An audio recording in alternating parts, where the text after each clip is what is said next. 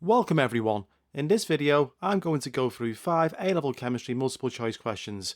These questions are from an AQA Paper 3 covering structure and bonding, properties of transition metals, cracking alkanes and weak acids, and they'll be great for revision. Let's get started. Here's the first question. Which compound has the highest boiling point? And we're given the structural formula for propan-1-ol, propanal, propanone and methyl ethanoate. All 4 options are simple molecular covalent substances. The boiling point will depend on the strength of the intermolecular forces. There are 3 carbon atoms in each of the 4 options, so this question is not about the carbon chain length. We have to consider the type of intermolecular forces present in each of the options. Alcohols have hydrogen bonds.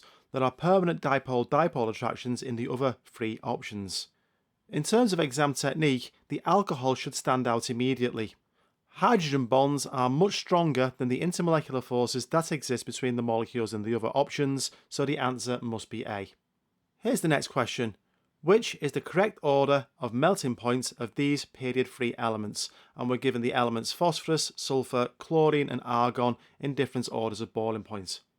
So this question relates to your knowledge of the structure and bonding present in the period 3 elements. Chlorine, phosphorus and sulfur are simple molecular covalent substances. Argon is monoatomic. Chlorine exists of molecules of Cl2, phosphorus molecules of P4 and sulfur molecules of S8.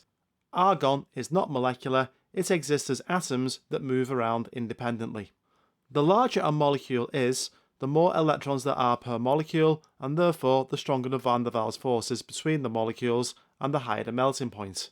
Therefore, the answer must be option C. Sulfur has the highest melting point, then phosphorus, then chlorine, and then argon. The next question is about the properties of transition metals. We have 4 statements. Transition metals form coloured ions and complexes. Transition metals display variable oxidation states. A ligand accepts a pair of electrons from a transition metal, and a complex is a central metal atom or ion surrounded by ligands. These are all good facts to know about transition metals. Option C is incorrect. A ligand donates, rather than accepts, a pair of electrons from a transition metal. Next, we're given a table showing the possible conditions and products for the cracking of alkanes, and we're asked to deduce which row is correct.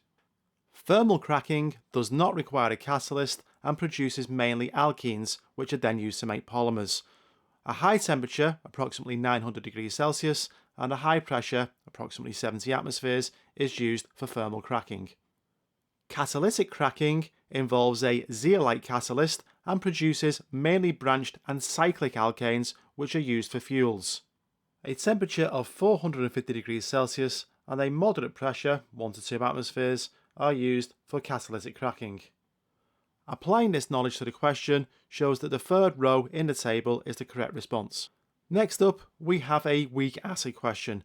2,4,6-trichlorophenol is a weak monoprotic acid with a Ka value, acid dissociation constants, of 2.51 times 10 to the minus 8 mole per decimeter cubed at 298 Kelvin.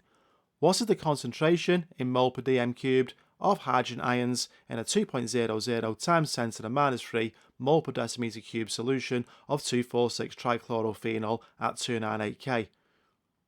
A lot of information to digest there, especially for a multiple choice question.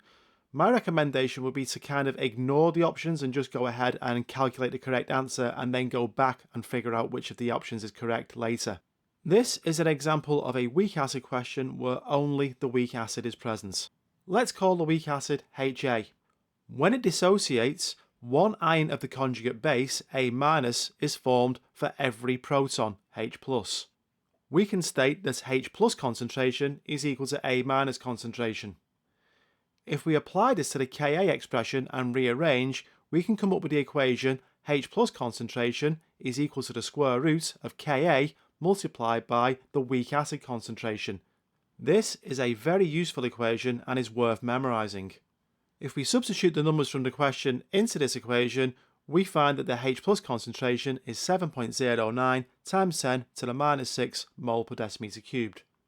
If we look back at the 4 options, we can see that the answer is option B. For this question, we were not asked for the pH of the weak acid. However, This would be easy to calculate using pH is equal to minus log to the base 10 of hydrogen ion concentration. If these explanations helped, watch the next video and subscribe for more chemistry explained. Any questions, just post in the comments. Take care and good luck with your studies.